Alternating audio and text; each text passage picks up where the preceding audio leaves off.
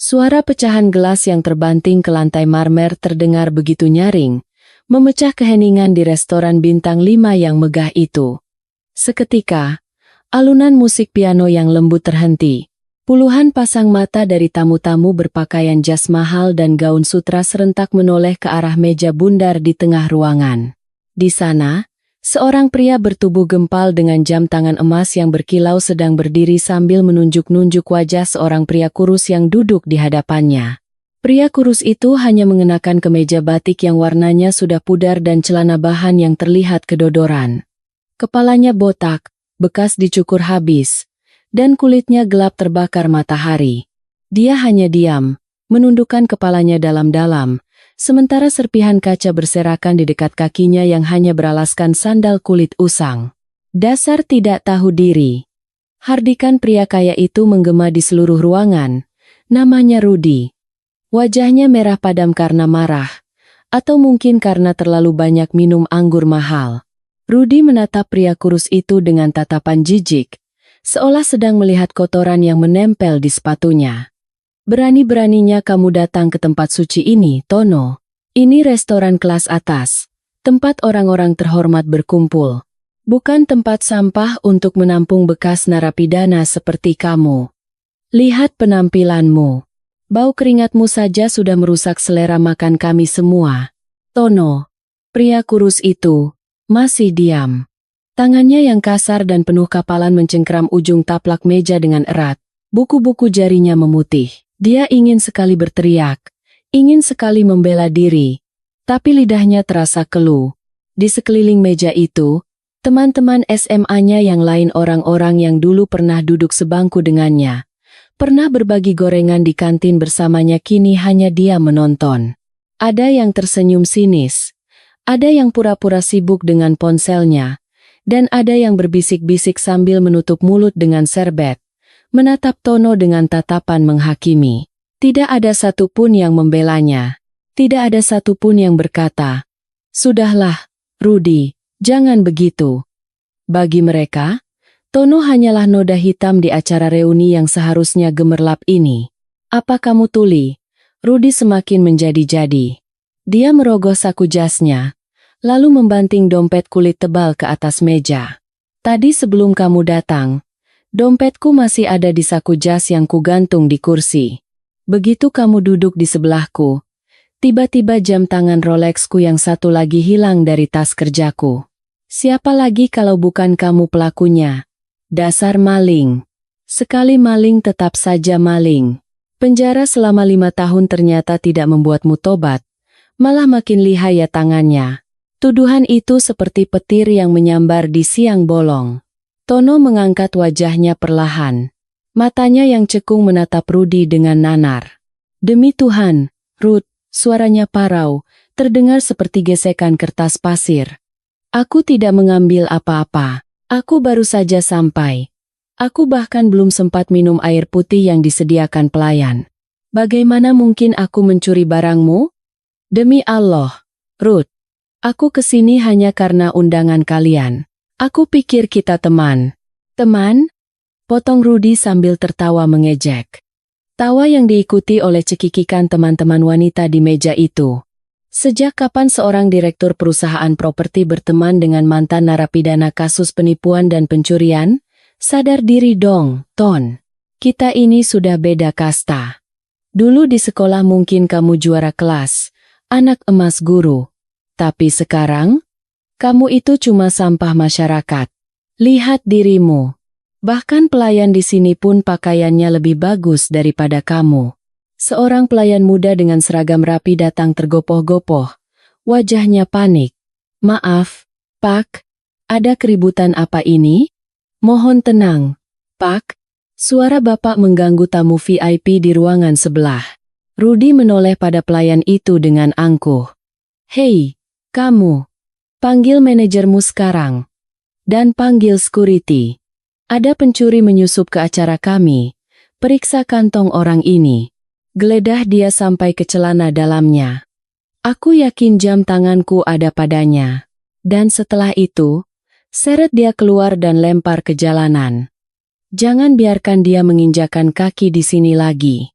Tono merasakan jantungnya seperti diremas. Rasa malu yang luar biasa menjalari seluruh tubuhnya, lebih menyakitkan daripada pukulan rotan sipir penjara yang pernah dia rasakan dulu. Dia melihat sekeliling, mencari setitik belas kasih di mata teman-temannya. Dia melihat Sari, wanita yang dulu pernah dia cintai diam-diam saat SMA. Sari kini mengenakan gaun merah menyala, duduk di seberang meja. Tapi Sari membuang muka, pura-pura tidak mengenalnya. Hati Tono hancur berkeping-keping.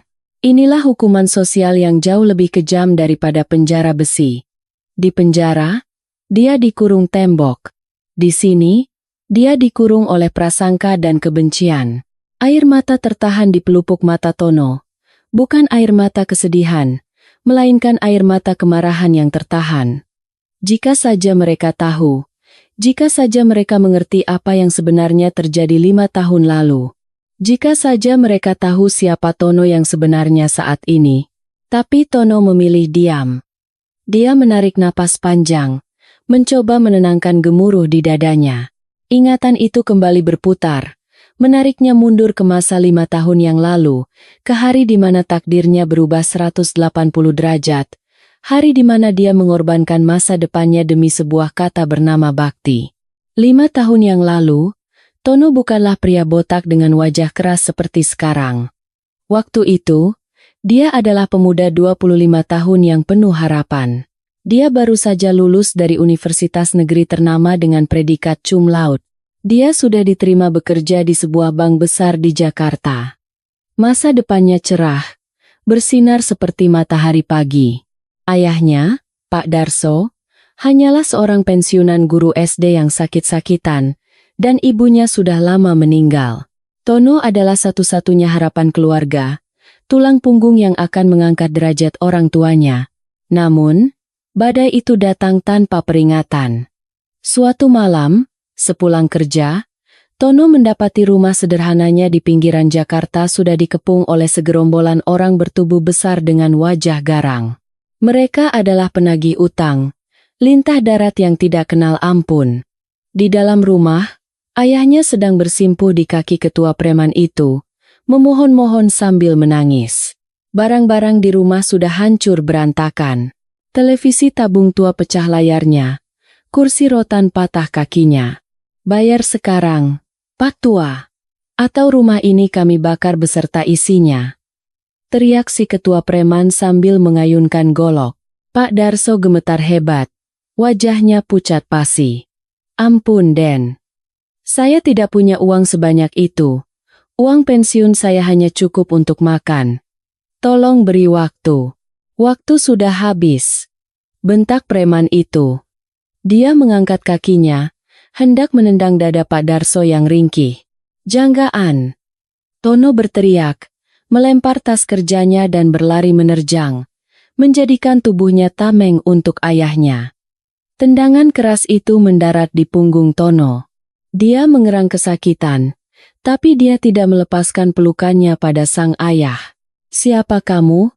Preman itu meludah. Oh, ini anakmu yang katanya sarjana itu. Bagus. Kalau bapaknya tidak bisa bayar, anaknya yang harus tanggung jawab, bapakmu ini. Tahu tidak, dia meminjam uang 100 juta untuk pengobatan ibumu dulu, tapi bunganya sekarang sudah jadi 500 juta. Kalau tidak dibayar malam ini, kami akan ambil sertifikat rumah ini dan bapakmu akan kami bawa ke kantor polisi atas tuduhan penipuan cek kosong. Dunia Tono runtuh seketika. 500 juta? Dari mana dia bisa mendapatkan uang sebanyak itu? Gaji pertamanya di bank bahkan belum turun. Dia menatap wajah ayahnya yang keriput dan penuh air mata. Ayahnya, pahlawannya, kini tampak begitu kecil dan tak berdaya. Pak Darso telah berutang demi menyelamatkan nyawa ibunya dulu, meski akhirnya ibunya tetap meninggal. Utang itu adalah bukti cinta ayahnya, tapi kini menjadi jerat yang mematikan. Tono tahu, jika ayahnya masuk penjara di usia setua ini, dengan penyakit jantung yang dideritanya, itu sama saja dengan vonis mati. Ayahnya tidak akan bertahan seminggu di dalam sel yang dingin dan pengap. Tono menatap preman itu, lalu menatap ayahnya.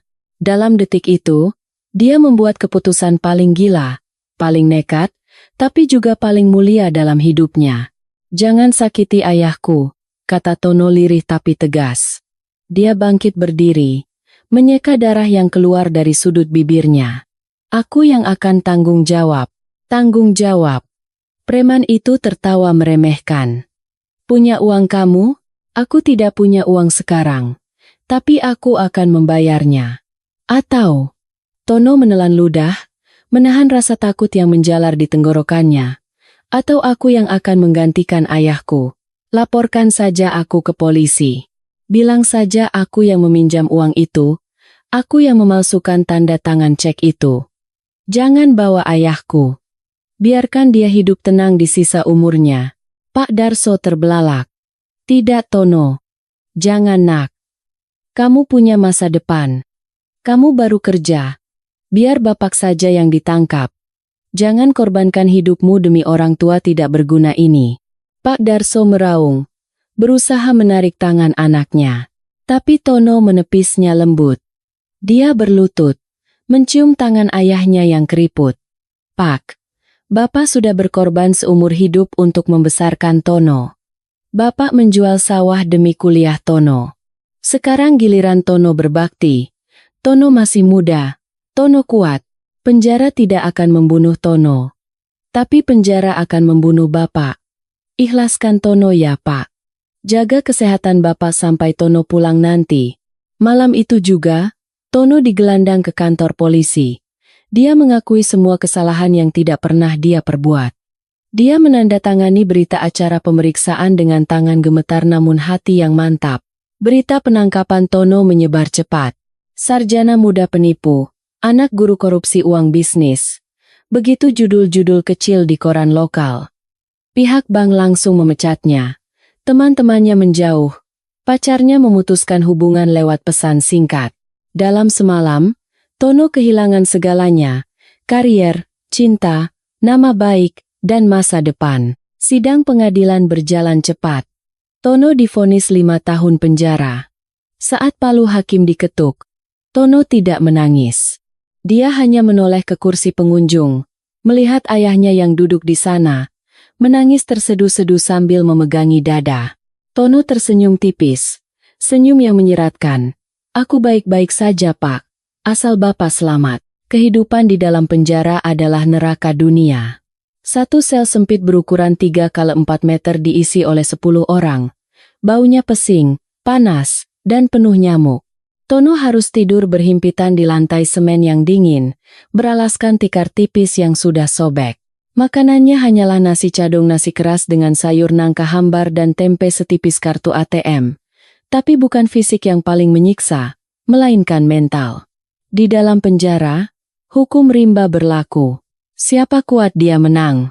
Sebagai anak baru yang terlihat lemah dan terpelajar, Tono menjadi sasaran empuk para narapidana lama. Hari-hari pertama, jatah makannya sering dirampas. Dia sering dipukul hanya karena menolak memijat kepala-kepala kamar. Seorang residivis kasus pembunuhan bertato naga. Tono hanya bisa meringkuk di sudut sel setiap malam, menahan lapar dan sakit, sambil membayangkan wajah ayahnya. "Sabar, Tono. Sabar," bisiknya pada diri sendiri. "Ini ujian. Tuhan tidak tidur." Namun, di tempat yang paling gelap sekalipun, kadang Tuhan mengirimkan cahayanya melalui cara yang tidak terduga. Di blok penjara itu, ada satu sosok yang disegani oleh semua orang, bahkan oleh sipir penjara sekalipun. Namanya Pak Burhan. Usianya sudah kepala 6. Rambutnya putih semua, tapi sorot matanya tajam dan penuh wibawa. Pak Burhan menempati sel khusus yang sedikit lebih bersih. Konon, dia adalah mantan pengusaha besar yang dijebak oleh rekan bisnisnya dalam kasus korupsi triliunan rupiah. Meski di penjara, aura kepemimpinannya tidak pudar. Suatu siang, saat Tono sedang dipukuli oleh 3 orang narapidana di lapangan karena tidak sengaja menyenggol bahu salah satu dari mereka, Pak Burhan lewat. "Berhenti." Suara Pak Burhan tidak keras, tapi terdengar berat dan memerintah. Seketika, ketiga pengeroyok itu berhenti. "Ada apa ini?" keroyokan pada anak baru? Memalukan, kata Pak Burhan datar. Ampun, Pak Haji, kata salah satu pengeroyok, menunduk takut. Anak ini matanya tidak punya sopan santun. Sudah bubar kalian. Atau jatah rokok kalian bulan ini saya potong semua. Ketiga orang itu langsung lari terbirit-birit. Tono berusaha bangun dengan tubuh babak belur. Dia menyeka darah di hidungnya dan menatap orang tua itu. Terima kasih Pak, katanya lirih. Pak Burhan menatap Tono lekat-lekat. Kamu, matamu berbeda, nak. Saya sudah melihat ribuan penjahat di sini. Mata mereka rata-rata mata serigala atau mata tikus. Tapi matamu, itu mata orang yang rela berkorban. Kamu bukan penjahat, kan? Kenapa kamu ada di sini? Pertanyaan itu membuat pertahanan Tono runtuh. Untuk pertama kalinya sejak masuk penjara, dia menceritakan semuanya, tentang ayahnya, tentang utang lintah darat, tentang baktinya. Pak Burhan mendengarkan dengan seksama tanpa menyela. Setelah Tono selesai bercerita, Pak Burhan mengangguk-angguk. Dia menepuk bahu Tono. Anak muda, dunia ini memang sering tidak adil. Tapi ingat satu hal, emas, meski dilempar ke dalam kubangan lumpur, dia akan tetap menjadi emas. Justru gosokan dan tempaan yang keras akan membuatnya makin berkilau. Mulai hari ini, kamu ikut saya. Jadilah asisten saya di perpustakaan penjara. Tidak akan ada yang berani mengganggumu lagi. Sejak hari itu, kehidupan Tono berubah. Dia menjadi murid kesayangan Pak Burhan. Di perpustakaan penjara yang sunyi, di antara tumpukan buku-buku tua yang berdebu, Pak Burhan tidak hanya melindungi Tono, tapi juga mewariskan ilmunya. Pak Burhan ternyata adalah seorang investor legendaris yang memiliki insting bisnis luar biasa. Dia mengajarkan Tono tentang pasar saham, tentang cara membaca peluang bisnis, tentang strategi negosiasi, dan tentang filosofi uang. Tono dengar, kata Pak Burhan suatu sore sambil memegang sebuah buku ekonomi tebal. Sekolah mengajarkanmu cara bekerja untuk uang. Tapi di sini saya akan ajarkan kamu cara membuat uang bekerja untukmu. Kamu punya otak yang cerdas. Dan yang lebih penting, kamu punya hati yang bersih. Itu modal paling mahal yang tidak dimiliki banyak pengusaha di luar sana. 5 tahun berlalu. Tono menyerap semua ilmu Pak Burhan seperti spons menyerap air. Dia belajar bahasa Mandarin dan Inggris secara otodidak dari buku-buku sumbangan. Dia belajar menganalisis grafik saham dari koran bekas yang diselundupkan masuk. Mentalnya ditempa menjadi baja. Dia bukan lagi Tono yang cengeng. Dia adalah seorang petarung yang tenang. Sebulan sebelum Tono bebas, Pak Burhan memanggilnya. Kesehatan orang tua itu semakin menurun. Batuknya sering mengeluarkan darah. Tono, waktuku mungkin tidak lama lagi, kata Pak Burhan dengan suara lemah, menyerahkan sebuah amplop coklat tebal yang disegel. Ini untukmu. Jangan dibuka sekarang. Bukalah saat kamu sudah keluar dari gerbang penjara ini. Di dalamnya ada sebuah surat kuasa dan sebuah kunci. Itu adalah kunci brankas saya di bank swasta. Saya tidak punya anak. Istri saya sudah meninggal karena sakit hati saat saya di penjara. Saya tidak punya siapa-siapa lagi untuk mewariskan sisa aset saya yang berhasil saya selamatkan dari sitaan. Saya percayakan semuanya padamu. Gunakan ini untuk bangkit. Tunjukkan pada dunia siapa kamu sebenarnya. Dan berjanjilah satu hal. Jadilah orang kaya yang dermawan. Jangan jadi seperti lintah darat yang menghancurkan hidupmu. Tono menangis, memeluk kaki gurunya itu. Dia bersumpah akan memegang amanah itu. Seminggu kemudian, Pak Burhan meninggal dunia dalam tidurnya dengan wajah tersenyum. Tono merasa kehilangan sosok ayah kedua. Hari kebebasan pun tiba. Pintu gerbang besi yang berat itu terbuka perlahan dengan suara berderit yang menyilukan.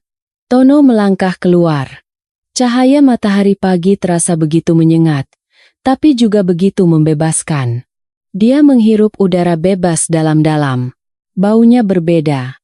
Bau asap knalpot, bau debu jalanan, bau pedagang kaki lima. Itu adalah bau kehidupan. Dia membuka amplop pemberian Pak Burhan di sebuah warung kopi kecil di seberang penjara. Tangannya gemetar saat membaca isi surat itu.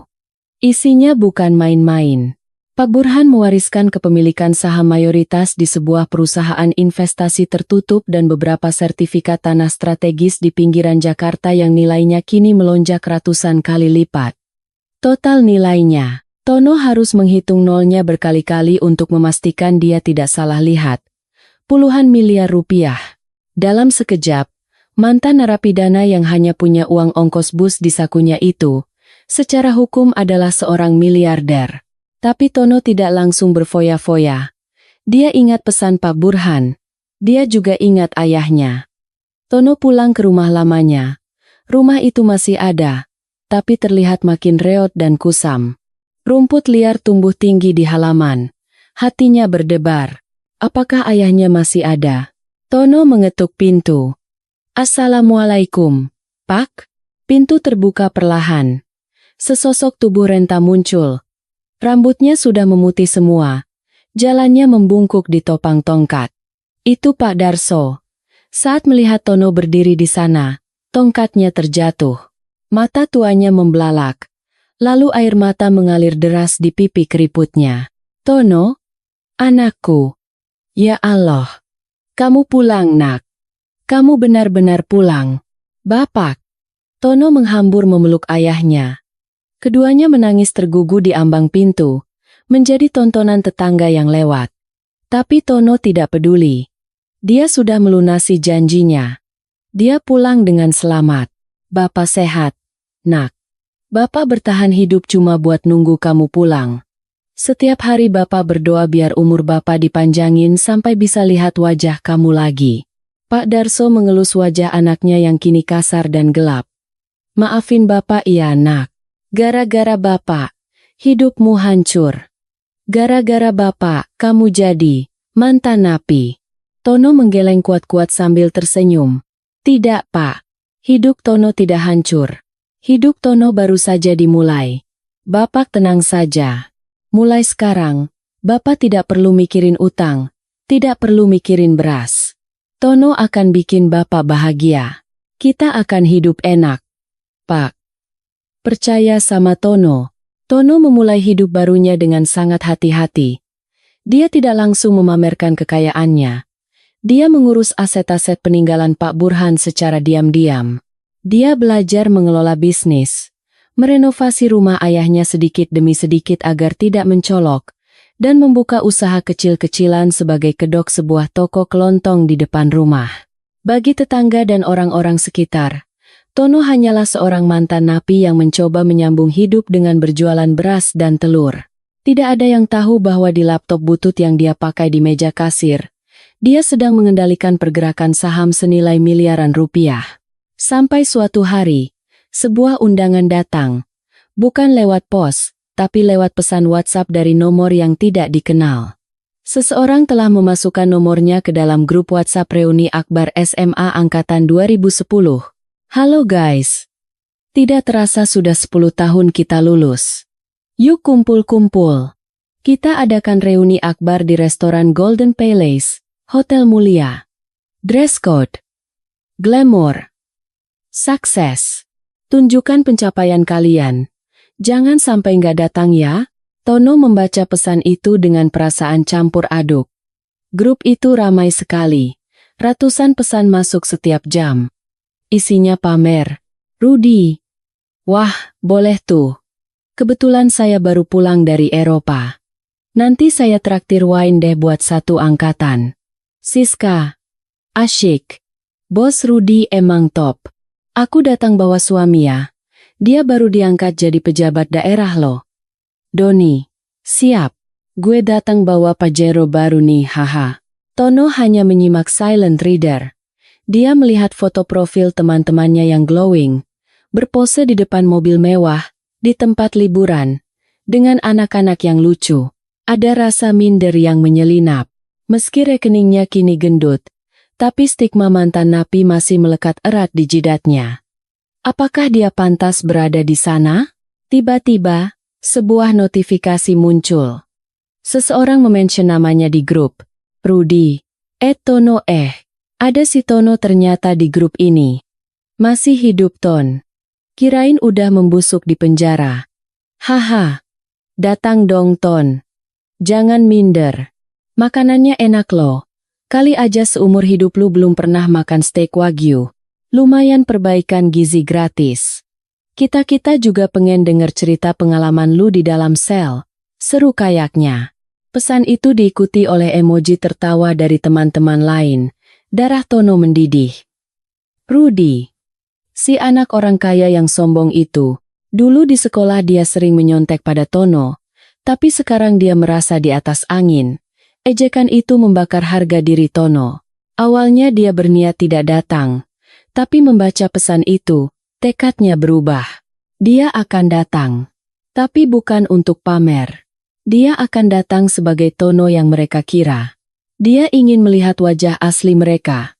Siapa teman sejati? Dan siapa teman palsu yang hanya melihat kulit luar? Malam itu, Tono bersiap.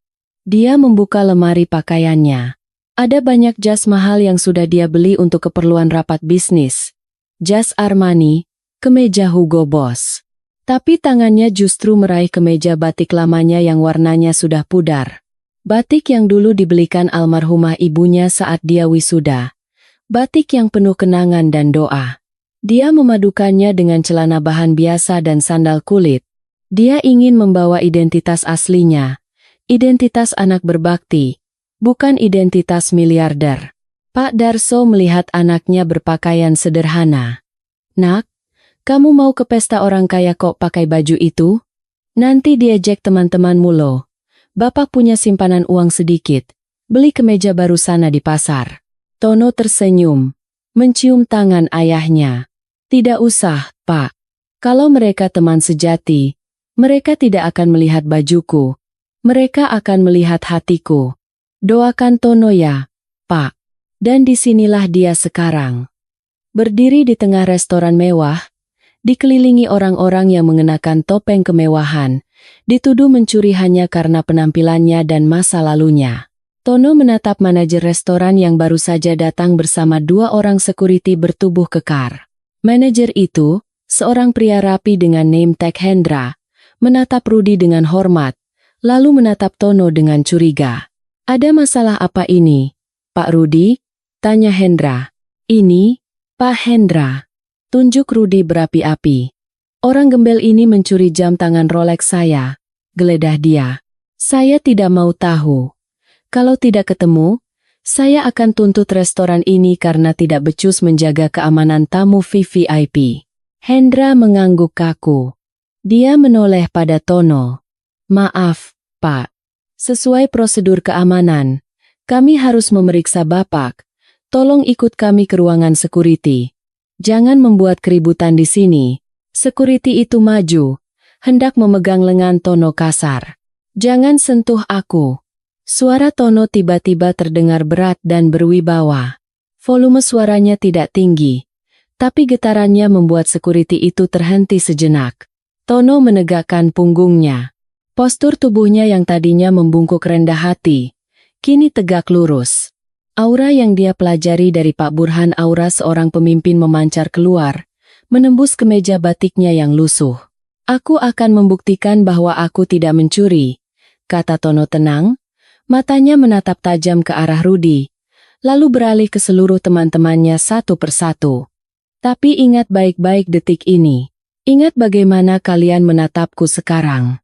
Karena setelah kebenaran terungkap, kalian tidak akan pernah bisa menatapku dengan cara yang sama lagi. Suasana hening mencekam. Bahkan Rudy pun terdiam sesaat, merasakan ada sesuatu yang aneh dari si mantan napi ini. Tono merogoh saku celananya perlahan. Semua orang menahan napas. Apakah dia akan mengeluarkan jam tangan curian itu? Atau pisau? Tono mengeluarkan sebuah benda. Bukan jam tangan, bukan senjata. Melainkan sebuah ponsel tua dengan layar retak. Dia menekan sebuah nomor, lalu menempelkannya ke telinga. Halo, Pak Gunawan. Ya, ini saya. Tono. Saya sedang di restoran Anda. Cabang Golden Palace. Ya, ada sedikit masalah. Tamu Anda menuduh saya mencuri. Bisa tolong Bapak ke hall utama sekarang? Oh, Bapak memang sedang di kantor lantai atas? Bagus. Saya tunggu. Tono menutup teleponnya dan meletakkannya kembali ke saku. Dia tersenyum tipis pada manajer Hendra yang kini wajahnya berubah pucat pasi. Tunggu sebentar ya Pak Manajer. Pemilik gedung ini sedang turun ke sini. Kita selesaikan di depan dia saja. Biar adil. Rudy tertawa terbahak-bahak, memecah ketegangan. Hahaha, gila. Teman-teman, lihat. Si Tono sudah gila, habis keluar penjara jadi halusinasi. Dia bilang dia nelpon siapa? Pak Gunawan? Pemilik hotel ini? Hei, gembel. Pak Gunawan itu konglomerat nomor 1 di kota ini. Mana mungkin dia kenal sama kroco kayak kamu? Mau nipu jangan ketinggian, Ton. Tono tidak menjawab. Dia hanya melipat tangannya di dada, berdiri tegak laksana batu karang yang dihantam ombak, menunggu badai yang sesungguhnya datang. Tawa Rudy masih menggema di ruangan itu, menular seperti wabah penyakit. Satu persatu teman-teman sekelas yang tadinya dia mulai ikut tertawa. Mereka menertawakan kebodohan Tono yang dianggap sedang berhalusinasi mengaku kenal dengan pemilik hotel. Bagi mereka, Tono bukan hanya miskin dan kriminal, tapi sekarang juga sudah gila karena tekanan hidup. Sudahlah Ton, kata Doni, teman sekelas yang dulu sering menyontek pada Tono, sambil mengelap air mata di sudut matanya karena terlalu banyak tertawa. Jangan bikin drama lagi. Kita tahu kok hidupmu susah. Kalau kamu butuh makan, bilang saja. Nanti sisa makanan catering ini bisa dibungkus buat kamu bawa pulang. Lumayan buat makan seminggu, kan? Jangan ngaku-ngaku nelpon Pak Gunawan segala. Itu namanya halu, bro. Rudy menepuk tangan manajer Hendra dengan sok akrab. Pak Hendra, lihat sendiri kan? Orang ini sudah tidak waras. Dia pikir dengan menempelkan HP butut ke telinga dan menyebut nama bos Bapak, kami semua akan takut. Sudahlah Pak. Seret saja dia keluar. Dia merusak pemandangan dan selera makan saya. Jam tangan saya pasti sudah dia sembunyikan di celana dalamnya atau dia lempar ke pot bunga saat masuk tadi. Urusan polisi nanti saja. Yang penting buang dulu sampah ini keluar. Manajer Hendra tampak kehilangan kesabaran. Wajahnya mengeras. Dia memberi isyarat tegas pada 2 security bertubuh kekar di belakangnya. Maaf, Pak, kata Hendra dingin pada Tono. Waktu Bapak sudah habis. Bapak tidak bisa membuktikan apa-apa dan Bapak membuat keributan di properti kami. Tolong keluar secara sukarela atau kami paksa. Ini peringatan terakhir. Salah satu security maju, tangannya yang besar mencengkeram lengan Tono yang kurus dengan kasar. Cengkeraman itu begitu kuat hingga Tono sedikit meringis. Tapi kakinya tetap terpaku di lantai marmer. Seolah berakar di sana. Dia tidak melawan secara fisik, tapi matanya menatap tajam ke arah pintu masuk utama restoran, menunggu seseorang. Lepaskan dia, sebuah suara wanita tiba-tiba terdengar, menghentikan gerakan security itu. Bukan suara bentakan marah, melainkan suara yang bergetar penuh rasa kasihan. Semua orang menoleh. Itu Sari, wanita cantik bergaun merah yang sejak tadi diam, akhirnya berdiri. Dia berjalan mendekati Tono. Bunyi hak tinggi sepatunya terdengar ngeri di tengah keheningan. Rudy mengerutkan kening. Sari? Kamu mau apa? Jangan dekat-dekat dia. Nanti ketularan bau penjara. Sari tidak mempedulikan Rudy. Dia berdiri tepat di depan Tono. Matanya berkaca-kaca menatap wajah Tono yang lelah dan pakaian batiknya yang lusuh. Ada rasa iba yang mendalam di mata wanita itu, tapi bagi Tono, rasa iba itu terasa lebih menyakitkan daripada hinaan Rudy. Iba itu adalah pengakuan bahwa Tono memang makhluk yang menyedihkan. Ton, suara Sari tercekat. Kenapa hidupmu jadi begini? Dulu kamu pintar, kamu juara umum. Kenapa sekarang kamu jadi seperti ini? Mencuri jam tangan teman sendiri? Berbohong di depan banyak orang? Apa penjara benar-benar telah menghancurkan akal sehatmu? Tono menatap mata wanita yang dulu pernah mengisi mimpi-mimpinya saat remaja. Sari, aku tidak mencuri. Dan aku tidak berbohong, jawab Tono pelan namun tegas. Sari menggelengkan kepala, air matanya menetes. Dia membuka tas tangannya yang bermerek mahal, lalu mengeluarkan dompet. Dengan tangan gemetar, dia menarik 5 lembar uang kertas berwarna merah. 500.000 rupiah. Dia meraih tangan Tono dan memaksa menyelipkan uang itu ke telapak tangan Tono yang kasar. Ambil ini, Ton, isak Sari. Ini cukup untuk ongkos pulang dan beli makan enak beberapa hari. Pulanglah. Jangan permalukan dirimu sendiri lebih jauh di sini. Aku tidak tega melihatmu diseret-seret satpam seperti binatang. Tolong, Ton. Demi masa lalu kita sebagai teman. Pergilah. Anggap saja ini sedekah dariku. Tono menatap uang merah di tangannya, lalu menatap wajah Sari. Hatinya perih seperti disayat sembilu. Teman masa kecilnya memberinya uang tutup mulut agar dia pergi. Mereka tidak menginginkan kebenaran. Mereka hanya ingin kenyamanan pesta mereka tidak terganggu. Sedekah. Kata itu terngiang di kepalanya. Perlahan, Tono mengangkat tangannya. Dia tidak mengepalkan uang itu, melainkan meletakkannya kembali ke tangan Sari dengan lembut. Simpan uangmu, Sari, kata Tono. Suaranya tenang, tanpa amarah, tapi penuh dengan harga diri yang terluka. Terima kasih atas niat baikmu. Tapi harga diriku tidak bisa dibeli dengan 500.000. Aku miskin, Sar. Aku mantan narapidana. Tapi aku bukan pengemis. Dan aku pastikan padamu, aku bukan pencuri. Aku tidak akan pergi dari sini sebelum kebenaran terungkap. Dasar keras kepala, teriak Rudi marah. Dia sudah dikasih hati minta jantung.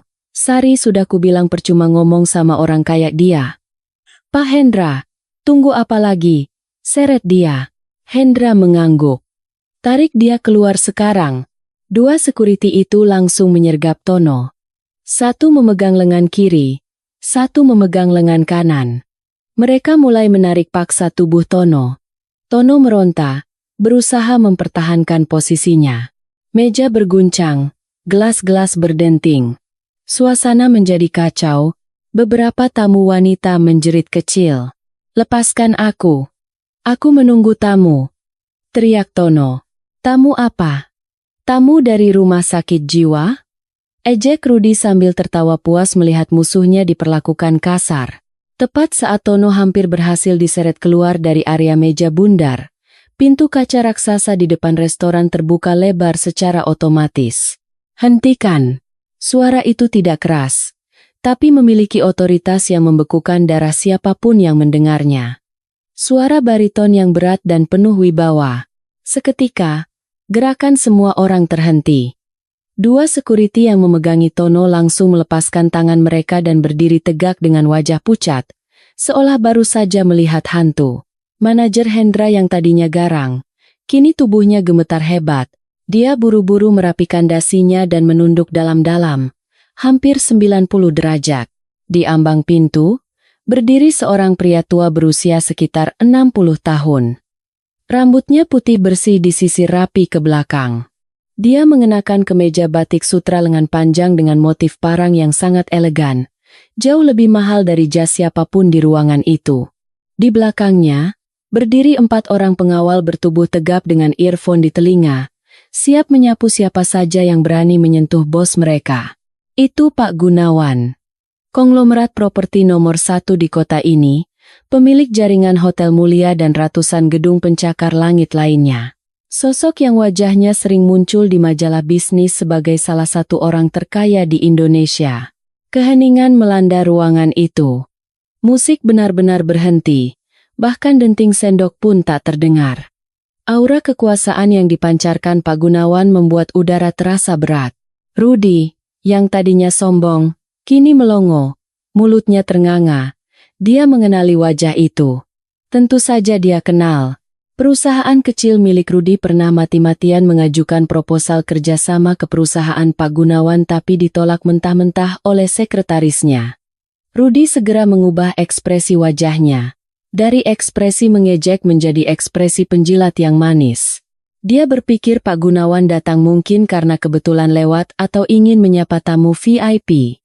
Rudi maju selangkah, merapikan jasnya, dan tersenyum lebar.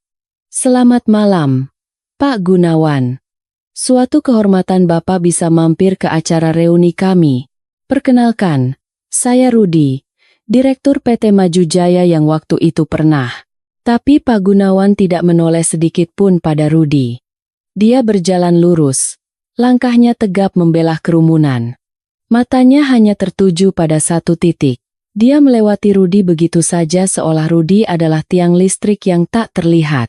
Senyum Rudi membeku di udara. Tangannya yang terulur untuk bersalaman menggantung hampa. Pak Gunawan berjalan lurus ke arah Tono. Jantung semua orang berdegup kencang. Apa yang akan dilakukan Pak Gunawan? Apakah dia akan memukul Tono karena berani mencatut namanya? Apakah dia akan memerintahkan pengawalnya untuk menghajar si penipu ini? Pak Gunawan berhenti tepat di depan Tono. Dia menatap Tono dari ujung kaki ke ujung kepala. Melihat kemeja batik lusuh Tono, melihat bekas cengkeraman merah di lengan Tono akibat ulah security tadi. Wajah tua itu merah pada menahan amarah. Tapi bukan marah pada Tono. Lalu, hal yang tak masuk akal terjadi. Pak Gunawan, sang konglomerat, membungkukkan badannya sedikit sebuah gestur penghormatan yang sangat sopan lalu meraih kedua tangan Tono yang kasar dengan kedua tangannya sendiri. Dia menggenggamnya erat, seolah bertemu saudara yang sudah lama hilang. "Mas Tono." Suara Pak Gunawan terdengar bergetar. "Maafkan saya. Saya terlambat turun. Lift pribadi saya macet sebentar tadi. Ya Tuhan, apa yang terjadi? Kenapa lengan Mas merah begini? Siapa yang berani kasar pada Mas?" Dunia seakan runtuh bagi Rudi, Sari, dan seluruh teman-teman sekelas itu. Mata mereka melotot nyaris keluar. Rahang mereka jatuh. Mereka tidak percaya dengan apa yang mereka lihat. Pak Gunawan memanggil mantan narapidana itu dengan sebutan Mas. Dan dia meminta maaf. Tono tersenyum tipis. Senyum yang tenang namun penuh arti. "Tidak apa-apa, Pak Gunawan. Hanya sedikit salah paham. Teman-teman saya dan pegawai Bapak mengira saya pencuri. Mereka mau mengusir saya karena pakaian saya bau dan jelek." Pak Gunawan menegakkan tubuhnya. Dia melepaskan tangan Tono lalu berbalik menghadap manajer Hendra dan para security. Wajah ramahnya lenyap seketika, berganti dengan wajah singa yang siap menerkam. Tatapannya dingin menusuk tulang. "Hendra." Suara Pak Gunawan menggelegar. Ya, Pak Bos." Jawab Hendra terbata-bata, keringat dingin bercucuran di pelipisnya. "Mulai detik ini, kamu dan dua security ini dipecat. Kemasi barang-barang kalian dan keluar dari gedung ini sekarang juga. Saya tidak mempekerjakan orang yang menilai manusia dari bajunya. Kalian tahu siapa orang ini?" Hendra menggeleng lemah, kakinya lemas. Tidak tahu Pak. Dia cuma bilang dia temannya Bapak." "Teman?" Pak Gunawan tertawa sinis. "Dia bukan teman saya. Dia adalah Tuan Tono. Dia adalah pemegang saham mayoritas baru di Gunawan Group. Dia adalah orang yang menyelamatkan perusahaan ini dari kebangkrutan bulan lalu dengan suntikan dananya. Dia adalah bos kalian yang sebenarnya. Gedung tempat kalian berdiri sekarang ini, secara teknis, adalah milik dia." Boom! Kalimat itu meledak seperti bom nuklir di tengah ruangan. Rudi terhuyung ke belakang hingga menabrak kursi. Wajahnya pucat pasi seperti mayat. Kakinya gemetar hebat hingga dia harus berpegangan pada meja agar tidak jatuh. "Saham mayoritas? Bos sebenarnya? Tono? Si napi miskin itu." Sari menutup mulutnya dengan kedua tangan, menahan jeritan. Matanya membelalak menatap Tono. Pria yang baru saja dia kasihani dan dia beri uang receh, ternyata adalah pemilik tempat mewah ini. Ingatannya tentang Tono yang menolak uangnya dengan sopan tadi kini terasa seperti tamparan keras di pipinya. Teman-teman lain mulai berbisik panik. Ada yang ketakutan, ada yang mulai menyembunyikan wajah.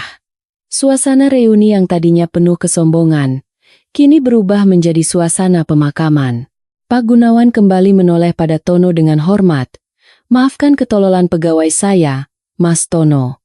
Mari, kita pindah ke ruang VVIP di lantai atas.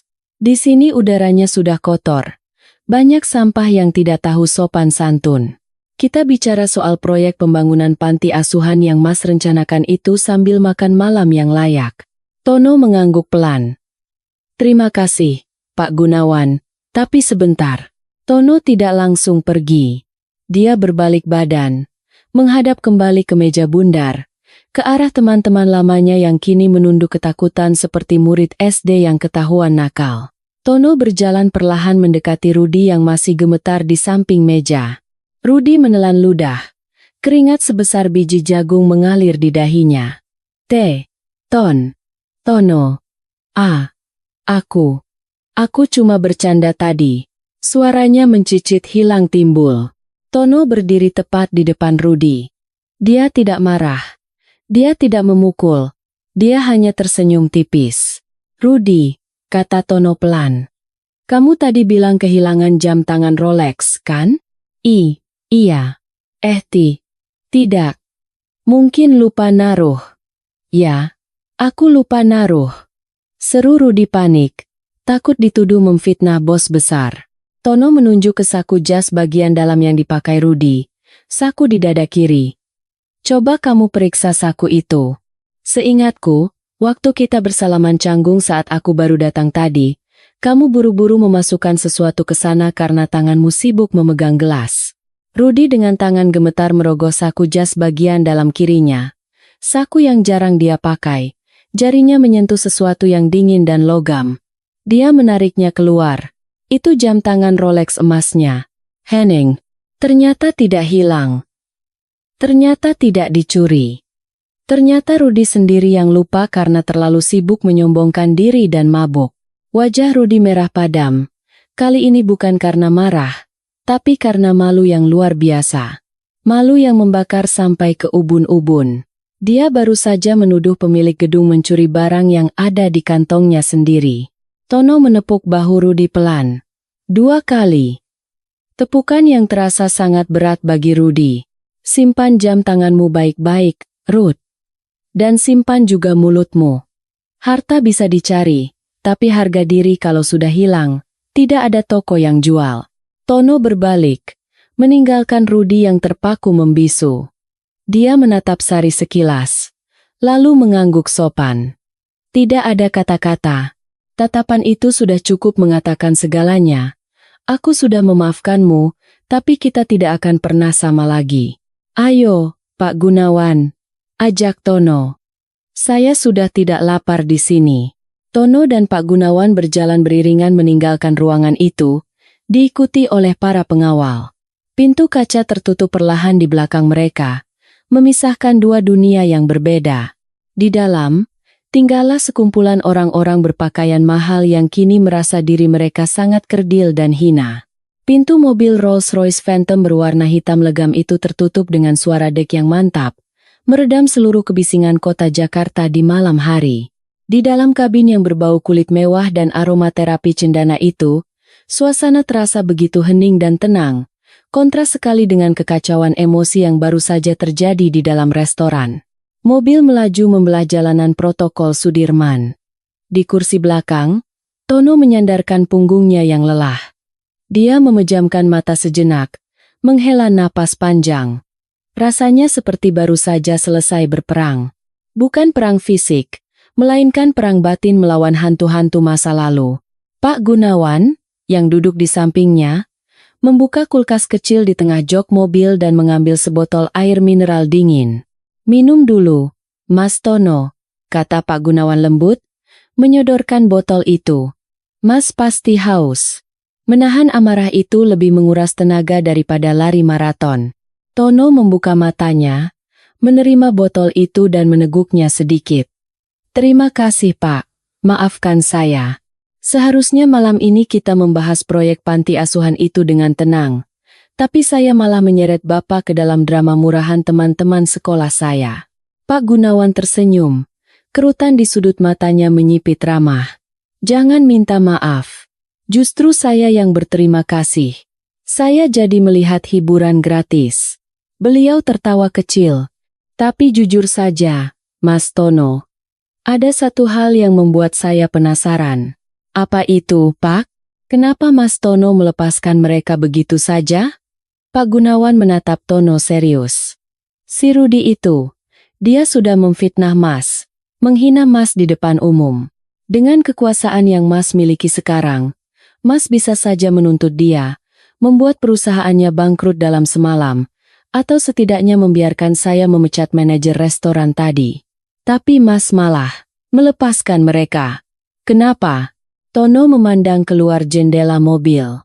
Gedung-gedung pencakar langit Jakarta yang berkelap-kelip lewat di pelupuk matanya. Dia teringat nasihat almarhum gurunya di penjara. Pak Burhan, Pak. Jawab Tono pelan. Dulu di penjara, guru saya pernah bilang, kalau kamu digigit anjing gila, jangan balas menggigitnya. Kalau kamu balas menggigit, apa bedanya kamu dengan anjing itu? Tono menoleh menatap Pak Gunawan. Mereka itu bukan orang jahat, Pak. Mereka cuma orang-orang yang tersesat oleh silaunya dunia. Mereka mengukur harga diri manusia dari merek jam tangan dan jenis mobil. Kalau saya hancurkan hidup mereka, saya tidak akan merasa lebih baik. Dendam itu seperti meminum racun tapi berharap orang lain yang mati. Saya sudah kenyang dengan penderitaan di penjara. Saya tidak mau menambah musuh di sisa hidup saya. Biarlah rasa malu tadi menjadi hukuman seumur hidup bagi mereka. Itu lebih menyakitkan daripada kebangkrutan. Pak Gunawan mengangguk-angguk, tatapannya penuh kekaguman. Inilah alasan kenapa saya percaya menitipkan dana investasi saya pada Mas. Di dunia bisnis yang penuh serigala ini, menemukan orang yang punya hati nerimo menerima.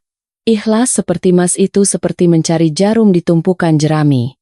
Omong-omong, Pak, kata Tono tiba-tiba, mengubah topik. Soal makan malam tadi. Rasanya saya kurang nyaman makan di restoran mewah.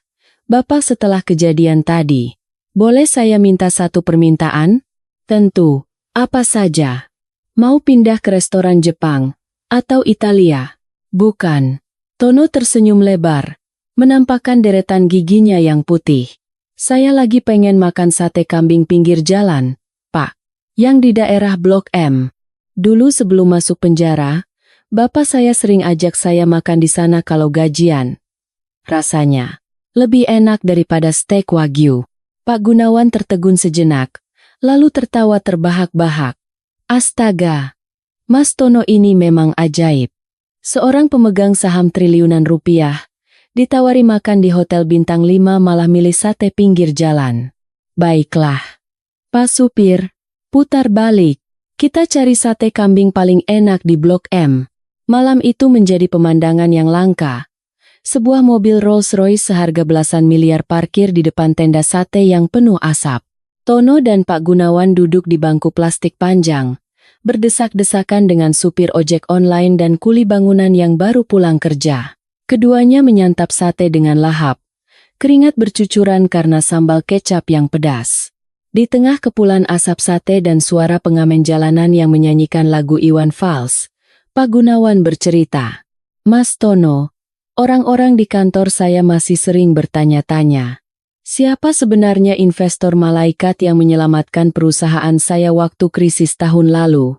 Waktu itu, semua bank menolak memberi pinjaman karena isu korupsi yang menimpa direksi lama saya.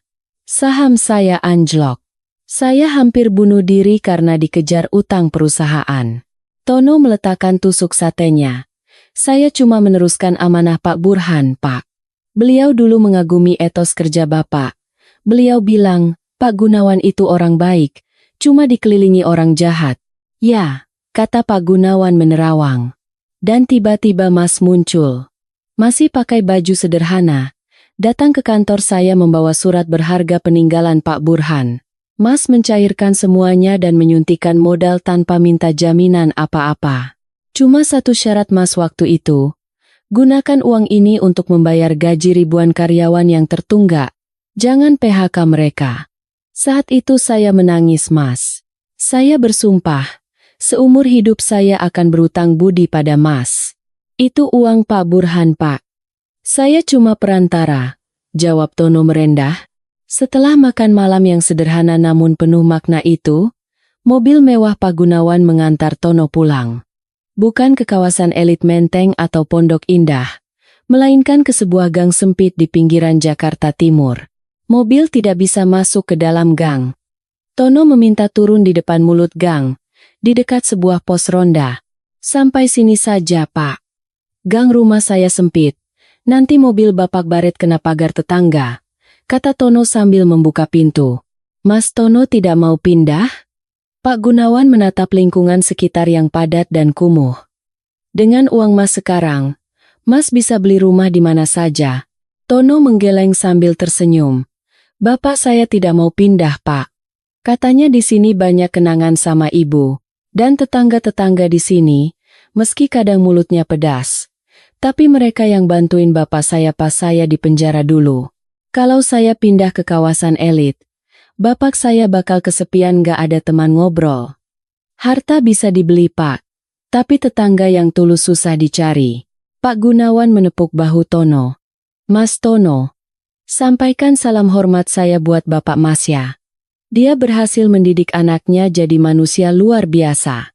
Mobil mewah itu pun berlalu, meninggalkan Tono yang berdiri sendirian di pinggir jalan yang remang-remang. Tono kembali menjadi warga biasa.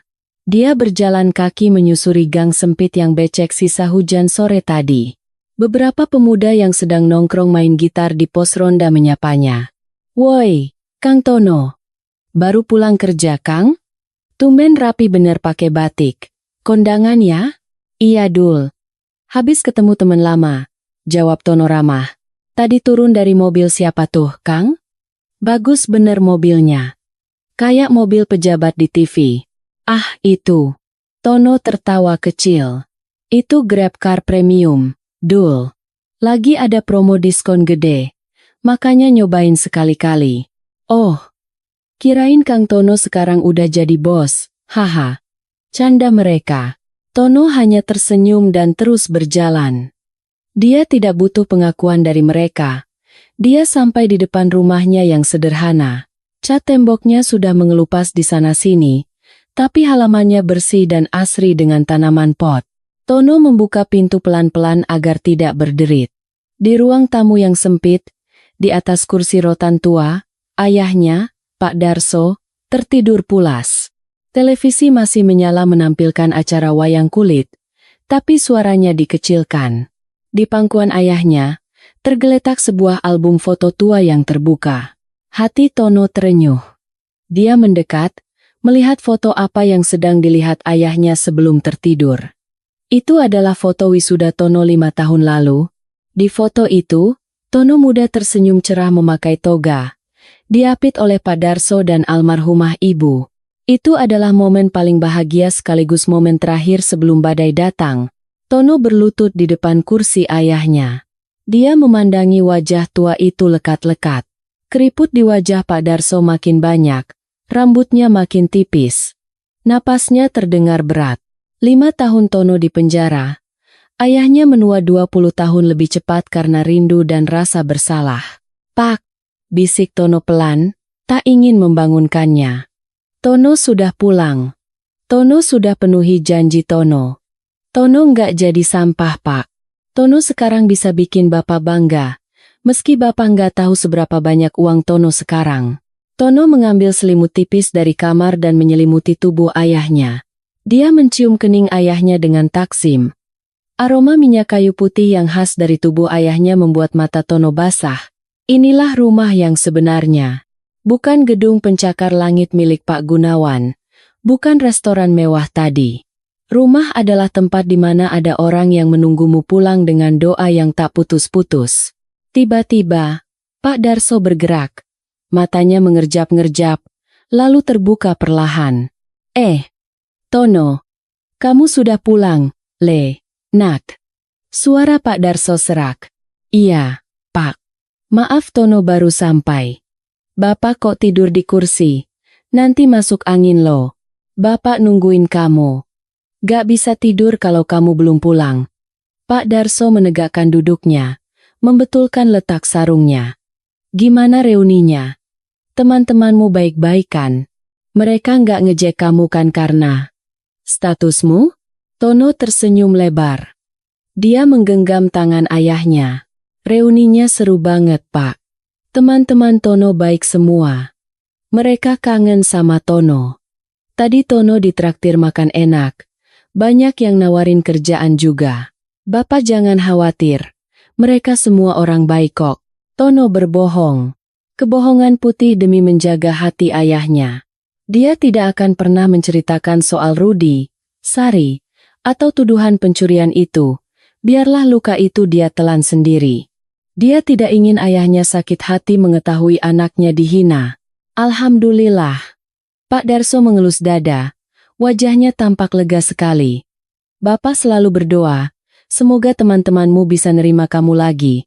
Syukurlah kalau mereka baik. Gusti Allah memang maha baik ya nak. Iya Pak. Gusti Allah maha baik. Oh iya, Ton. Tadi siang ada surat datang dari kelurahan. Pak RT bilang tanah di belakang rumah kita itu mau digusur buat proyek jalan tol. Tetangga-tetangga pada bingung. Ganti ruginya kecil katanya. Kita mau pindah kemana ya nak? Bapak bingung. Mata Tono menyipit sedikit. Proyek jalan tol? Ganti rugi kecil? Bapak tenang saja. Kata Tono menenangkan. Tangannya mengelus punggung tangan ayahnya. Besok Tono coba cek ke kelurahan. Tono pastikan rumah kita nggak bakal digusur sembarangan. Kalaupun harus pindah, Tono janji akan belikan rumah yang lebih bagus buat Bapak. Yang ada kolam ikannya. Biar Bapak bisa piara lele lagi kayak dulu. Pak Darso tertawa renyah. Menampakkan giginya yang tinggal sedikit. Ah, kamu ini. Uang dari mana beli rumah ada kolamnya? Toko kelontong kita untungnya cuma cukup buat beli beras. Bapak doakan saja. Rezeki anak soleh kan gak kemana, canda Tono. Malam itu, setelah menuntun ayahnya tidur di kamar, Tono tidak langsung istirahat. Dia masuk ke kamarnya yang kecil, duduk di depan laptop tuanya.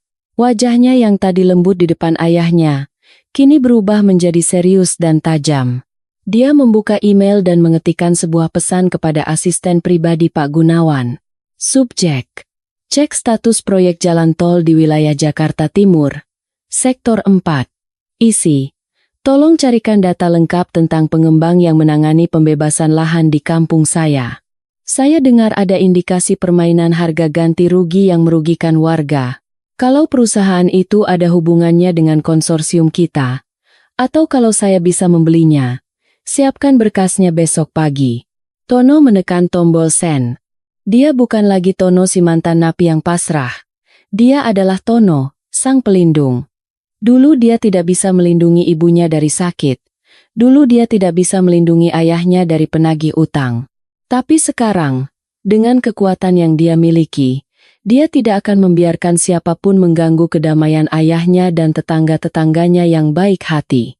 Namun, Tono tidak tahu bahwa di balik rencana penggusuran itu, ada nama yang sangat dia kenal.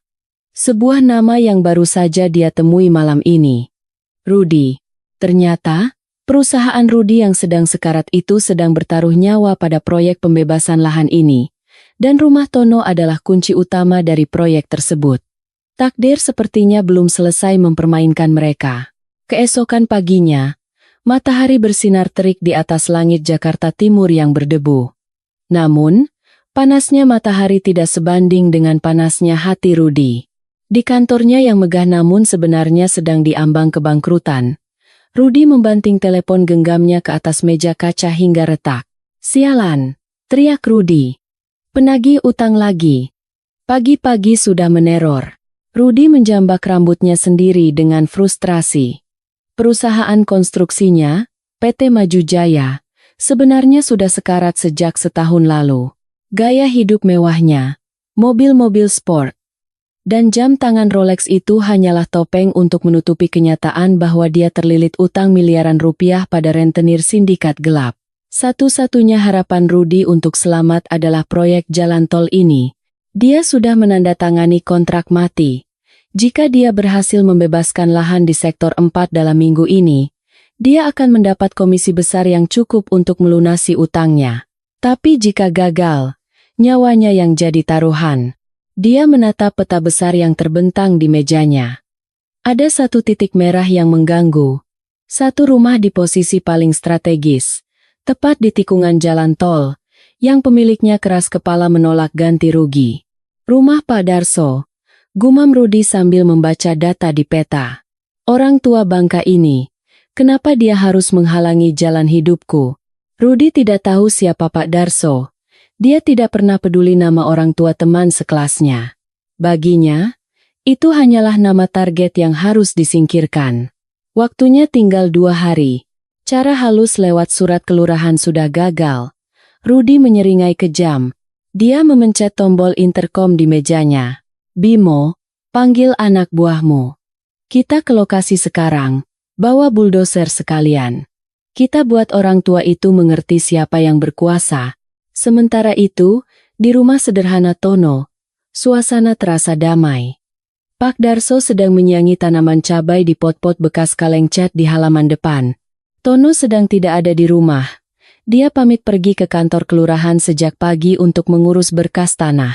Tiba-tiba, kedamaian itu terusik. Suara deru mesin mobil yang bising dan klakson yang tidak sabaran memecah keheningan gang. Sebuah mobil SUV hitam berhenti tepat di depan pagar kayu rumah Pak Darso yang sudah reot, diikuti oleh sebuah truk kecil yang membawa beberapa pria bertubuh kekar. Rudi turun dari mobil dengan kacamata hitam dan rokok terselip di bibir. Dia memandang jijik ke arah rumah itu. Rumah tipe 21 yang kumuh, dengan atap seng yang sudah berkarat. "Hei, Pak Tua!" teriak Rudi tanpa basa-basi, menginjak puntung rokoknya di tanah yang baru saja disapu Pak Darso. Pak Darso yang kaget, berdiri dengan susah payah sambil memegang pinggangnya yang encok. Den ini siapa ya? Mau cari siapa?" "Saya Rudi, Direktur Pelaksana Proyek Jalan Tol ini," kata Rudi angkuh sambil memberi isyarat pada anak buahnya untuk mengepung pagar. "Saya dengar Bapak menolak tanda tangan surat pelepasan tanah? Bapak tahu tidak? Bapak menghambat pembangunan negara."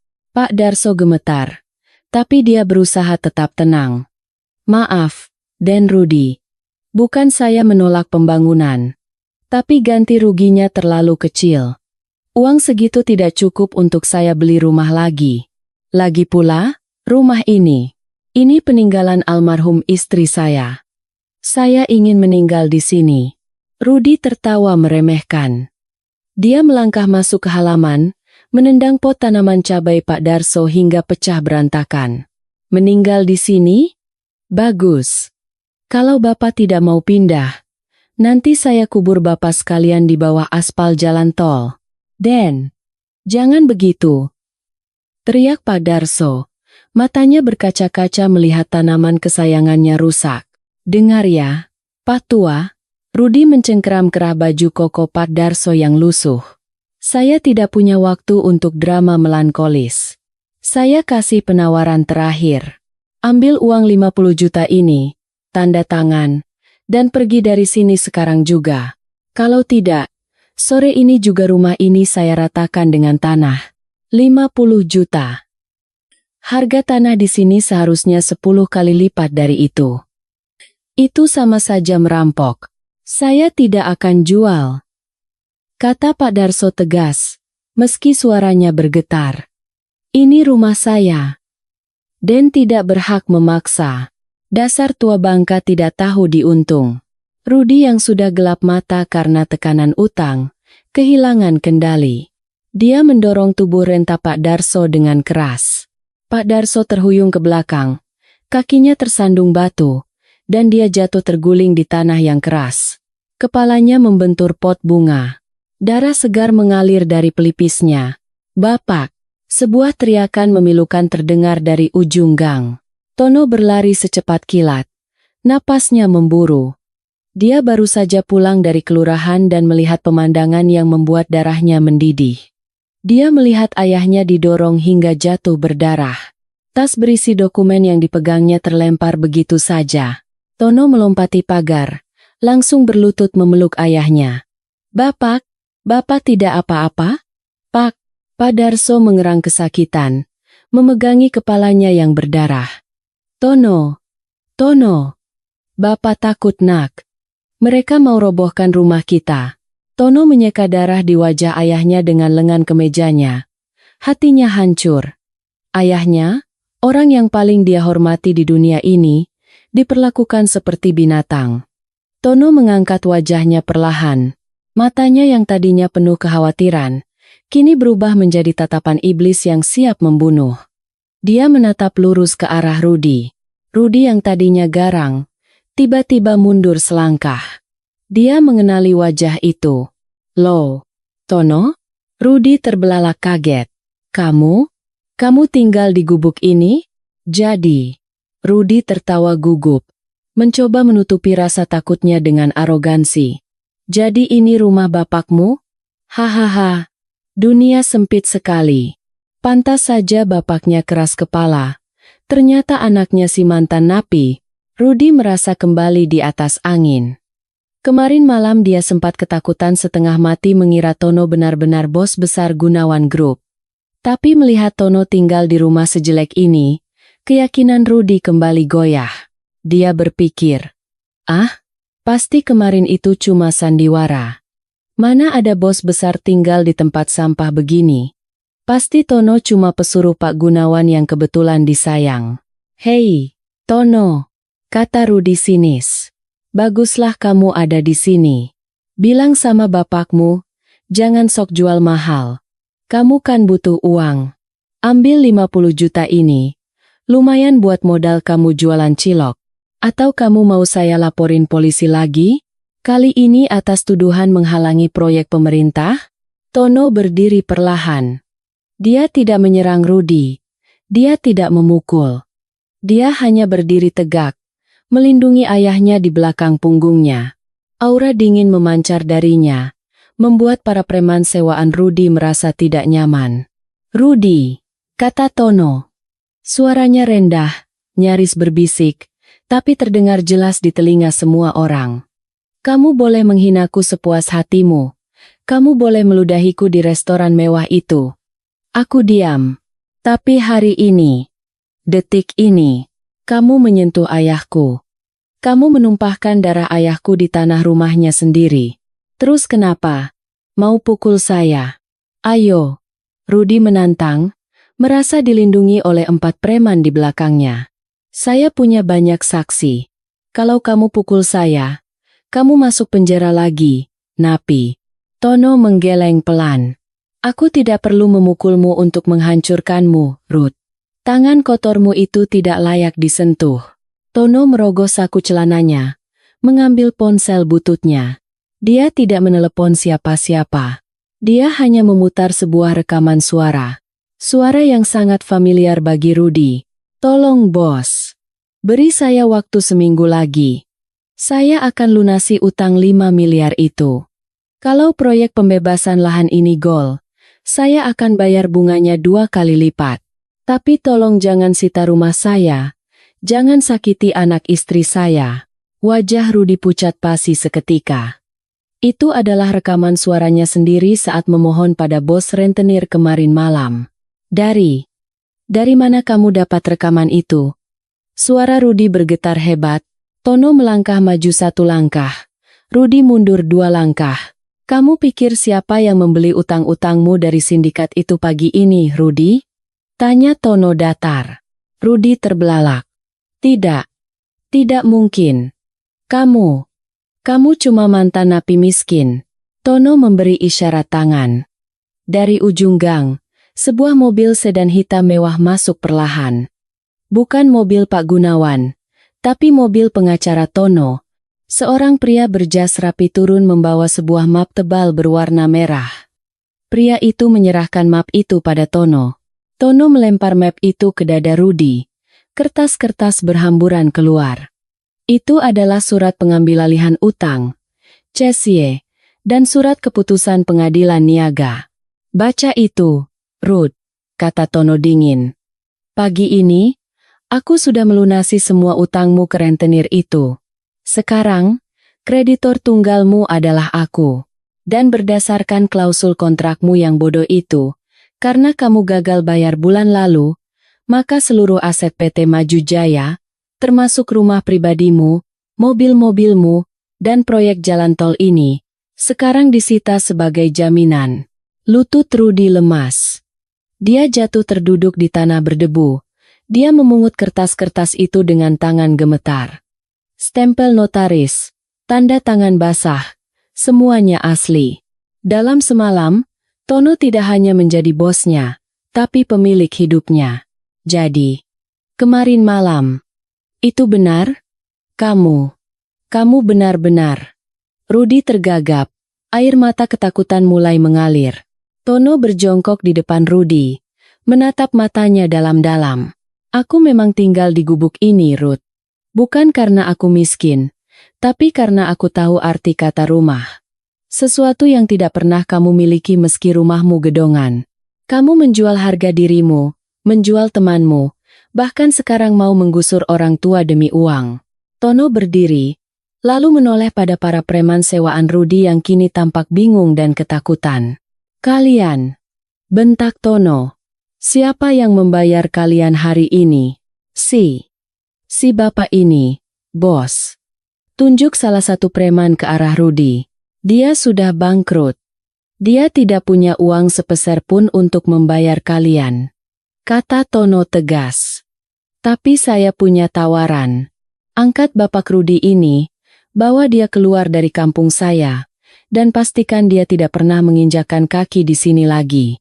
Kalau kalian lakukan itu, saya bayar jasa kalian 5 kali lipat sekarang juga. Para preman itu saling pandang.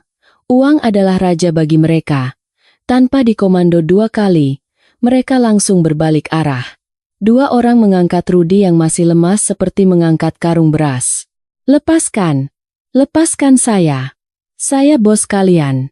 Teriak Rudy histeris. Tono! Tolong aku! Kita kan teman! Teman SMA! Jangan lakukan ini!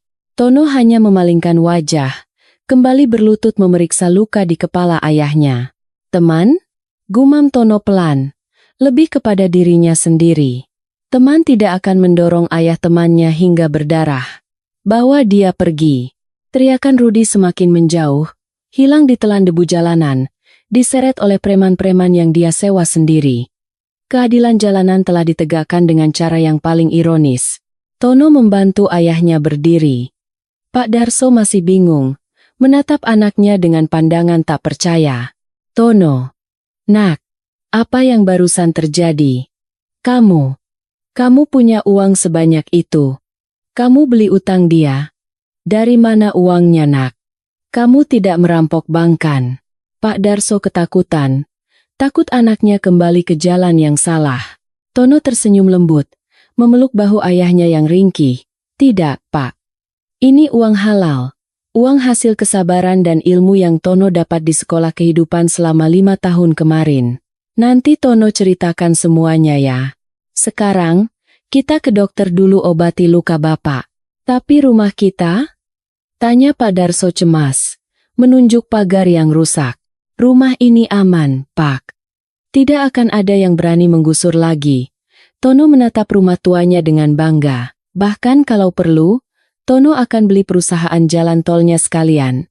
Biar jalan tolnya yang memutar menghindari rumah kita. Di kejauhan, para tetangga yang tadinya mengintip dari balik jendela karena takut pada preman, mulai keluar satu persatu. Mereka bersorak, bertepuk tangan untuk Tono. Hidup Kang Tono, hebat anak Pak Darso. Untuk pertama kalinya dalam 5 tahun, Tono tidak merasa sebagai mantan napi. Dia merasa sebagai pahlawan di istana kecilnya sendiri. Namun, dia tahu tugasnya belum selesai. Dia masih harus membereskan satu hal lagi agar hidupnya benar-benar tenang. Dia harus menemui Pak Gunawan untuk melaporkan kekacauan proyek ini dan memastikan masa depan warga kampungnya terjamin. Dan mungkin memberi pelajaran terakhir bagi Rudy agar benar-benar bertobat. 1 minggu setelah insiden penggusuran yang gagal itu, suasana di kantor pusat Gunawan Group terasa berbeda. Di ruang rapat direksi yang dingin dan mewah di lantai 40, Pak Gunawan duduk di ujung meja panjang. Di sampingnya, duduk Tono. Kali ini Tono tidak memakai kemeja batik lusuh, melainkan kemeja putih bersih yang pas badan. Meski dia tetap menolak memakai jas dan dasi yang menurutnya bikin sesak napas. Di hadapan mereka, terhampar peta besar proyek jalan tol Jakarta Timur. Beberapa insinyur dan perencana kota duduk tegang menunggu keputusan. Jadi, Mas Tono. Pak Gunawan membuka suara. Sesuai permintaan Mas, tim kami sudah melakukan survei ulang. Kalau kita membelokkan jalur tol ini sejauh 500 meter ke arah utara untuk menghindari pemukiman warga di kampung Mas Tono, biaya konstruksinya akan bertambah sekitar 20 miliar rupiah. Itu uang yang tidak sedikit. Para insinyur mengangguk setuju. Mereka memandang Tono dengan skeptis. Bagi mereka, uang 20 miliar hanya untuk menyelamatkan sekumpulan rumah kumuh adalah keputusan bisnis yang bodoh. Tono menatap peta itu lama. Dia membayangkan wajah ayahnya, wajah Bu Inah penjual gado-gado, wajah Pak RT, dan wajah anak-anak kecil yang bermain bola di lapangan kampung. Pak Gunawan, jawab Tono tenang. Bapak pernah bilang pada saya, bisnis itu bukan cuma soal untung rugi angka, tapi soal keberkahan. Kalau kita paksa gusur, mungkin kita hemat 20 miliar. Tapi kita akan mewariskan sumpah serapah dan air mata ratusan warga. Doa orang teraniaya itu tembus ke langit, Pak. Saya tidak mau uang kita jadi panas. Tono mengambil pulpen merah, lalu menarik garis baru di peta itu. Garis yang melengkung indah menghindari kampung halamannya. Belokkan jalurnya ke sini. Tanah kosong ini bekas rawa, konstruksinya memang lebih susah, tapi tidak ada rumah yang perlu digusur. Biaya tambahannya 20 miliar. Ambil dari dividen saham saya tahun ini. Saya yang tanggung. Hening sejenak. Para insinyur saling pandang dengan kagum. Pak Gunawan tersenyum bangga. Dia menepuk bahu Tono keras-keras.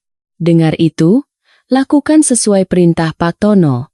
Dan satu lagi, bangunkan jembatan penyeberangan yang bagus dan aman untuk warga kampung itu agar akses mereka tidak terputus. Mengerti? Siap, Pak. Jawab para insinyur serempak. Sore harinya, Tono keluar dari gedung pencakar langit itu. Langit Jakarta berwarna jingga kemerahan. Dia berjalan menuju mobil jemputannya. Namun, langkahnya terhenti di dekat pos satpam depan gedung. Di sana, duduk seorang pria dengan pakaian kucel, sedang memakan nasi bungkus dengan lahap di pinggir trotoar. Rambutnya berantakan, wajahnya kusam penuh debu, dan sepatu kulit mahalnya sudah jebol di bagian ujung. Itu Rudi. Mantan direktur yang sombong itu kini tidak punya apa-apa. Rumahnya disita, mobilnya ditarik leasing, dan namanya sudah di blacklist di semua bank. Dia menunggu di depan gedung berharap bisa bertemu Pak Gunawan untuk memohon belas kasihan, tapi satpam selalu mengusirnya. Tono mendekat. Bayangan tubuh Tono menutupi sinar matahari yang menerpa wajah Rudi. Rudi mendongak, mulutnya penuh nasi. Saat melihat siapa yang berdiri di depannya, Rudi tersedak. Dia buru-buru meletakkan nasi bungkusnya dan berusaha berdiri, tapi kakinya gemetar. Tono. Suara Rudi parau. Maafkan aku. Rudi hendak berlutut, tapi Tono menahan bahunya agar tetap berdiri. Tono menatap teman lamanya itu. Tidak ada lagi kebencian di mata Tono, hanya ada rasa kasihan yang mendalam. Sudah Ruth. Jangan mempermalukan dirimu lagi, kata Tono pelan. Makan saja nasimu sampai habis. Mubazir. Rudi menangis. Air matanya jatuh ke nasi bungkus yang dia pegang. Aku hancur, Ton. Semuanya habis. Istriku minta cerai dan bawa anak-anak pulang ke rumah orang tuanya. Teman-teman yang dulu memuja-muja aku, sekarang pura-pura tidak kenal. Doni, Siska. Mereka semua memblokir nomor teleponku. Aku sendirian, Ton. Aku pantas dapat ini. Aku jahat sama kamu, sama bapakmu. Tono menghela napas panjang. Dia melihat ke sekeliling. Jakarta memang kejam bagi mereka yang jatuh, tapi selalu ada jalan bagi mereka yang mau berusaha. Rudi, kata Tono, aku tidak akan mengembalikan hartamu. Itu hukumanmu. Biar kamu rasa bagaimana rasanya jadi orang kecil yang kamu hina dulu. Tapi, aku tidak akan membiarkan teman sekelasku mati kelaparan di jalanan. Tono merogoh saku kemejanya, mengeluarkan sebuah kartu nama. Kartu nama kepala gudang logistik milik perusahaannya. Pergilah ke alamat ini besok pagi. Temui Pak Asep. Bilang Tono yang suruh. Di sana butuh tenaga untuk angkut barang dan catat stok. Gajinya UMR, kerjanya berat, panas, dan kotor. Tidak ada AC, tidak ada jas Armani. Rudi menatap kartu nama itu dengan tangan gemetar. Kuli gudang? Kenapa? Gengsi. Tanya Tono tajam. Kalau masih gengsi, buang saja kartu itu dan teruslah mengemis di sini. Tapi kalau kamu mau jadi laki-laki sejati yang bertanggung jawab, ambil pekerjaan itu. Mulailah dari nol. Seperti aku dulu. Belajarlah menghargai setiap tetes keringat. Kalau kerjamu bagus, mungkin 5 tahun lagi kamu bisa jadi kepala gudang. Rudi menggenggam erat kartu nama itu seolah itu adalah nyawa cadangannya. Dia mengangguk cepat berulang kali.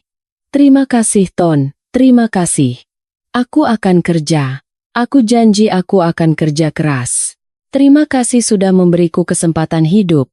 Tono menepuk bahu Rudi sekali lagi, lalu berbalik pergi masuk ke dalam mobilnya. Dia melihat dari kaca spion, Rudi masih berdiri di sana, menatap kepergiannya sambil membungkuk dalam-dalam. Tono tersenyum tipis. Dendam terbaik bukanlah membunuh musuhmu, tapi membiarkan dia hidup untuk melihatmu sukses sambil memperbaiki dirinya sendiri. Perjalanan pulang ke kampung terasa lebih ringan hari ini. Tono meminta supir berhenti di toko material. Dia membeli beberapa kaleng cat tembok warna putih, beberapa sak semen, dan tanaman bunga baru. Sesampainya di rumah, hari sudah mulai gelap. Lampu kuning remang-remang menyala di teras rumah Pak Darso. Ayahnya sedang duduk di kursi rotan, mendengarkan radio tua yang memutar gending Jawa. Luka di pelipisnya sudah diperban rapi. Assalamualaikum, Pak. Salam Tono riang sambil menenteng kaleng cat. Waalaikumsalam, Le. Loh, bawa apa itu kok banyak sekali? Tanya Pak Darso heran. Ini cat, Pak. Besok hari Minggu, Tono libur. Kita cat ulang rumah ini ya? Biar kinclong lagi. Tembok yang retak kemarin juga mau Tono tambal. Pak Darso tersenyum lebar hingga matanya menyipit. Alhamdulillah. Iya nak. Rumah ini memang sudah kusam. Kasihan almarhumah. Ibumu kalau lihat rumahnya jelek begini. Malam itu, setelah makan malam dengan lauk tempe goreng dan sayur lodeh buatan Tono, makanan yang jauh lebih nikmat dari hidangan hotel manapun, mereka duduk berdua di teras sambil menyeruput teh manis hangat. Angin malam berhembus pelan, membawa aroma tanah basah. Pak, panggil Tono pelan. Dalem. Iya. Nak, masalah jalan tol itu sudah beres. Jalurnya dipindah, tidak jadi lewat rumah kita. Tetangga-tetangga juga aman, tidak ada yang digusur. Tono baru dapat kabar tadi. Pak Darso meletakkan gelas tehnya. Matanya berkaca-kaca. Benarkah, nak? Gusti Allah. Alhamdulillah. Bapak lega sekali mendengarnya. Bapak sempat takut kalau kita harus pergi dari sini, Bapak akan kehilangan kenangan sama ibumu. Tono beringsut mendekat, duduk di lantai di dekat kaki ayahnya, lalu memijat kaki tua itu pelan-pelan. Pak, sebenarnya ada yang mau Tono ceritakan. Soal uang Tono, soal pekerjaan Tono. Tono sebenarnya bukan sekadar dagang kecil-kecilan. Tono, SSTTTT. Pak Darso meletakkan jari telunjuknya di bibir, memotong ucapan anaknya. Bapak tahu, Le. Tono mendongak kaget. Bapak tahu? Pak Darso tersenyum bijak, mengelus kepala anaknya yang botak itu. Bapak ini tua, tapi tidak buta. Bapak lihat mobil-mobil bagus yang jemput kamu di ujung gang. Bapak lihat cara orang-orang berpakaian rapi itu menunduk hormat sama kamu. Bapak tahu anak Bapak sekarang sudah jadi wong gedhe, orang besar. Tono terdiam, matanya mulai basah. Tapi bagi Bapak, lanjut Pak Darso lembut. Tidak penting kamu jadi bos besar, atau jadi presiden sekalipun. Bagi Bapak, kamu tetap Tono. Tono kecil yang dulu suka nangis minta dibelikan layangan. Tono yang rela pasang badan buat Bapak di depan preman. Tono yang tidak pernah malu mijitin kaki bapaknya yang bau tanah ini. Pak Darso mengangkat wajah Tono, menatap mata anaknya dalam-dalam. Harta itu titipan. Pangkat itu sampiran. Kalau kamu sekarang kaya, itu ujian. Ujian apakah kamu bisa tetap menapak bumi saat kepalamu sudah menyundul langit, dan Bapak bangga. Bapak bangga sekali karena anak Bapak lulus ujian itu. Kamu tidak berubah nak. Hatimu tetap baik. Itu harta Bapak yang paling mahal. Tono tidak sanggup menahan air matanya lagi. Dia memeluk lutut ayahnya dan menangis terseduh-seduh seperti anak kecil. Beban berat masa lalu, rasa sakit di penjara, dendam pada teman-teman sekolah, semuanya luruh bersama air mata itu. Terima kasih Pak. Terima kasih sudah jadi bapaknya Tono. Tono janji akan jaga amanah Bapak. Tono akan tetap jadi Tononya Bapak. Di bawah sinar bulan yang menerobos celah atap seng, di sebuah gang sempit Jakarta, seorang miliarder muda bersimpuh di kaki ayahnya yang pensiunan guru SD. Tidak ada kamera wartawan, tidak ada tepuk tangan meriah. Hanya ada keheningan yang penuh dengan cinta kasih. Tono menyadari satu hal malam itu. Menjadi kaya itu mudah, cukup dengan otak yang cerdas. Tapi menjadi manusia yang bermartabat, butuh hati yang luas seluas samudera. Dan reuni terindah bukanlah bertemu dengan teman-teman masa lalu untuk pamer kesuksesan, melainkan kembali pulang ke pelukan orang tua dengan membawa kehormatan. Dari kejauhan, suara kentongan pos ronda terdengar bertalu-talu, menandakan malam semakin larut, menjaga tidur nyenyak warga kampung yang kini aman berkat perlindungan seorang mantan narapidana yang mereka panggil Kang Tono.